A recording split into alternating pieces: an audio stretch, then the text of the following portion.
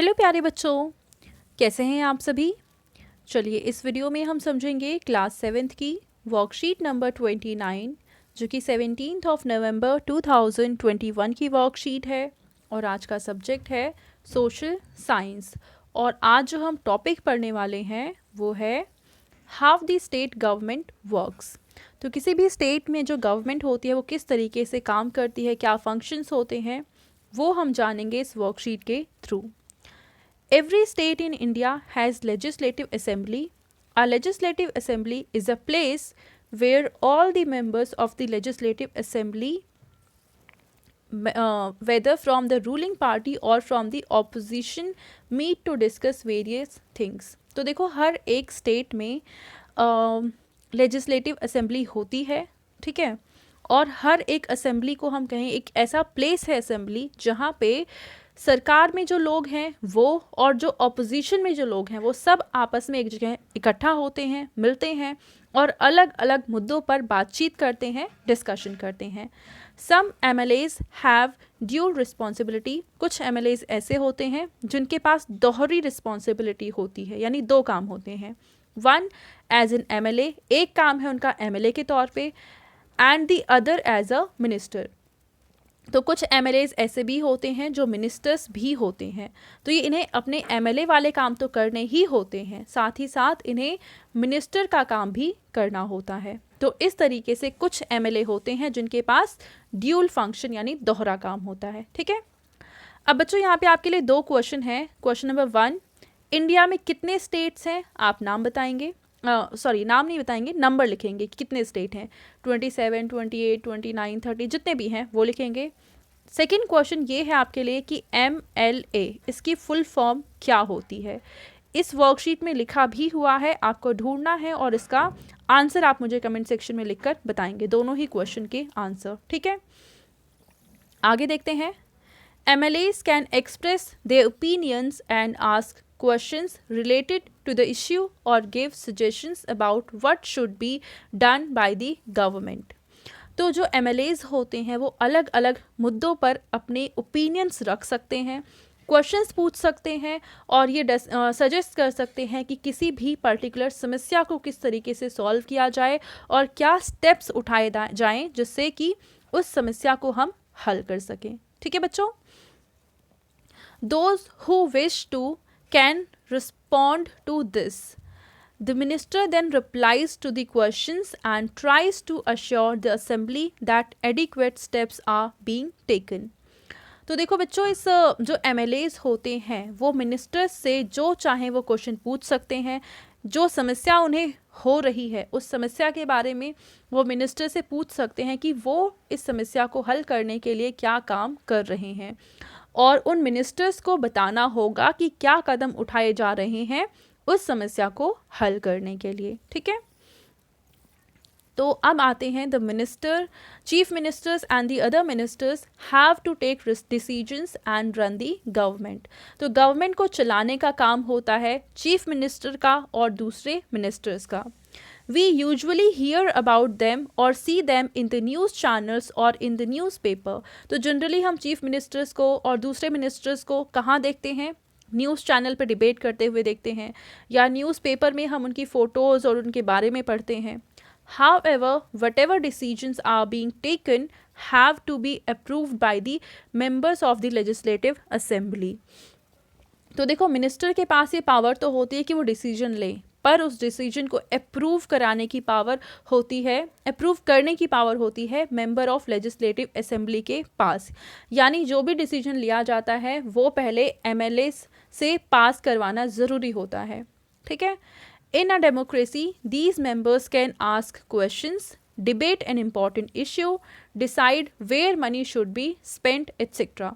तो इन MLAs के पास ये पावर होती है कि क्वेश्चन पूछ सकते हैं, जो इम्पॉर्टेंट मुद्दे होते हैं उन पे डिस्कशन कर सकते हैं और ये भी डिसाइड कर सकते हैं कि पैसे कहाँ पे खर्च किए जाएं और कहाँ पे खर्च नहीं किए जाए।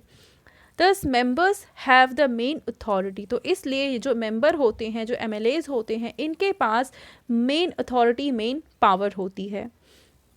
Those people who are in power also have to answer the questions raised in the assembly and assure the members that appropriate steps are being taken. तो जो लोग पावर में होते हैं उनको ये भी जो उनसे क्वेश्चन पूछे जाते हैं उनका उन्हें आंसर देना ज़रूरी होता है और उन्हें अश्योर करना होता है मेंबर्स को कि वो जो भी समस्याएं आ रही हैं, जो भी काम किया जाना है, जो भी चीज़ है उसके बारे में ये ज़रूरी स्टेप, जो भी नेसेसरी स्टेप्स हैं वो ले रहे हैं और काम कर रहे हैं. Along with this, these topics are also discussed in newspapers and other mediums which the government has to answer, like organizing press conference. तो ऐसे बहुत सारे और भी मुद्दे होते हैं जो जिनके बारे में न्यूज़पेपर में, न्यूज़ चैनल्स में बातचीत हो रही होती है. साथ ही साथ प्रेस कॉन्फ्रेंस भी ऑर्गेनाइज की जाती है जहाँ पे जो मीडिया के पर्सन्स होते हैं वो क्वेश्चंस पूछते हैं और जो चीफ मिनिस्टर्स हैं या जो दूसरे मिनिस्टर्स हैं वो आंसर करते हैं उनके क्वेश्चंस का. ठीक है. After the discussion ends in the legislative assembly, a press conference is called so that necessary information can be passed on. तो एक बार किसी मुद्दे पे जब असेंबली में डिस्कशन हो जाता है उसके बाद ये लोग प्रेस कॉन्फ्रेंस बुलाते हैं और ज़रूरी जानकारी को वो लोग आगे पास करते हैं जिससे इन सभी चीज़ों से जनता को अवगत कराया जा सके, जनता को बताया जा सके कि सरकार क्या काम कर रही है. The minister then explains to the press and media personnel about all the steps being taken by the government. तो इसके बाद इस प्रेस कॉन्फ्रेंस में जो मिनिस्टर्स होते हैं वो बताते हैं कि क्या क्या स्टेप्स लिए जा रहे हैं किसी सिचुएशन को सॉल्व करने के लिए. Press and media personal clarify doubts, और अगर यहाँ पे कोई डाउट है, कोई प्रॉब्लम है तो जो मीडिया पर्सनल हैं वो अपने क्वेश्चंस पूछते हैं और इसको क्लैरिफाई किया जाता है और आंसर किया जाता है इन मिनिस्टर्स के द्वारा. ठीक है. All information is published in newspaper and shown on TV channels. और ये सारी चीज़ें हमें न्यूज़पेपर में, टीवी चैनल्स पे दिखाई जाती हैं जिसके थ्रू ये जानकारी हमें भी आसानी से मिल जाती है. अब आपको यहाँ पे एक एक्टिविटी करनी है. Read from your text book about the problems of Patalpuram and debate in legislative assembly. तो आपकी बुक में पातालपुरम की कहानी बता रखी है कि वहाँ पे क्या प्रॉब्लम्स हैं और क्या डिस्कशन चला उनके लेजिस्लेटिव असेंबली में, क्या डिबेट हुआ है. तो आप इसको पढ़ेंगे. सेकेंड एक्टिविटी है what are the problems in your area. आपके एरिया में क्या प्रॉब्लम है about which you would like to have a debate on them in the legislative assembly and to be solve through it.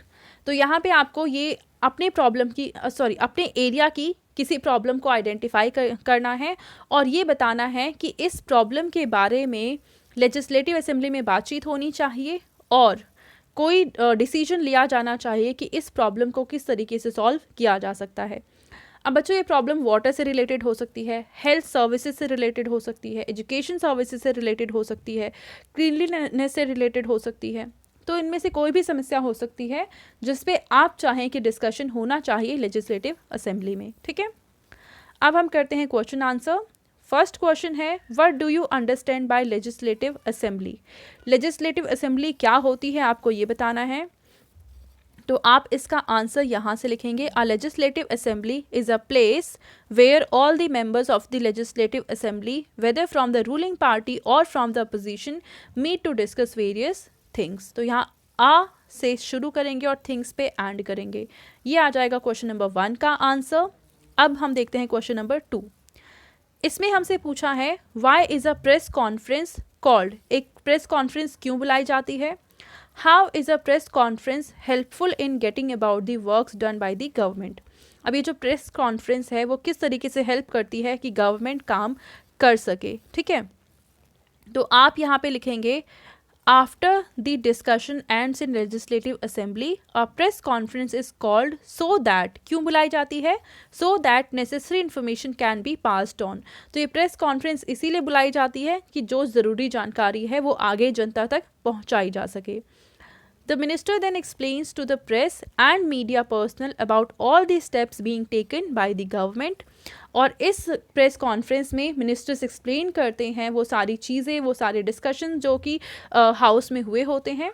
Press and media personal clarify doubts if any related to the meeting all information is published in newspaper and shown on TV. तो इस तरीके से discussions होती हैं, TV पे जानकारी दी जाती है, इसलिए गवर्नमेंट भी काम कर पाती है एंड करती है। तो यहाँ से लेकर यहाँ तक आप आंसर लिखेंगे क्वेश्चन नंबर 2 का। ठीक है बच्चों, तो ये थी आज की हमारी सोशल साइंस की वर्कशीट एंड आई होप आप सभी को ये वर्कशीट क्लियर हो चुकी होगी। एंड जो दोनों क्वेश्चन मैंने स्टार्टिंग में पूछे थे उसका आप आंसर कमेंट सेक्शन में बताएंगे। एंड अगर आपको वीडियो पसंद आई है तो उसको ज़रूर लाइक करें, अपने फ्रेंड्स के साथ भी शेयर करें और इस चैनल को सब्सक्राइब करें, जिससे आगे आने वाली सभी वीडियोज़ आपको आसानी से मिल सकें। Thank you.